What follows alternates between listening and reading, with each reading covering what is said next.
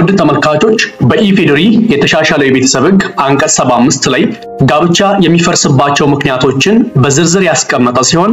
አንደኛው ከተጋቢዎቹ አንዱ ከዚህ ዓለም በሞት የተለየ ከሆነ ሁለተኛው ከተጋቢዎቹ አንዱ በፍርድ ቤት ለመጥፋቱ ውሳኔ የተሰጠበት እንደሆነ ወይም ከተጋቢዎቹ አንዱ በመጥፋቱ ምክንያት በፍርድ ቤት የመጥፋት ውሳኔ የተሰጠበት ከሆነ ጋብቻው ይፈርሳል። ሶስተኛው በሕጉ ጋብቻ ለመፈጸም እንደ ቅድመ ሁኔታ ወይም እንደ መስፈርት የተቀመጡት ሁኔታዎች ሳይሟሉ ጋብቻው የተፈጸመ እንደሆነና ጋብቻው እንዲፈርስ በፍርድ ቤት ውሳኔ ሲሰጥ እንዲሁም አራተኛው ጋብቻ በፍች ይፈርሳል በማለት በቤተሰብ ሕጉ አንቀጽ 75 ላይ ተደንግጎ ይገኛል።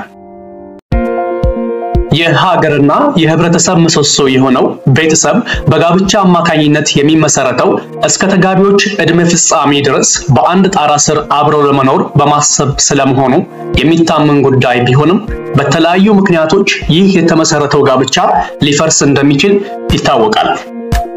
እንደሚታወቀው ጋብቻ የሚፈጸመው በሕግ በተደነገገ ስርዓትን በመከተል ሲሆን ይህ ስርዓትን ተከትሎ በሕግ ዕውቅና አግኝቶ የተመሰረተ ጋብቻ ሲፈርስም ሕግን ተከትሎ መሆን እንዳለበት በተሻሻለው የቤተሰብ ሕጉ ላይ ተደንግጎ ይገኛል።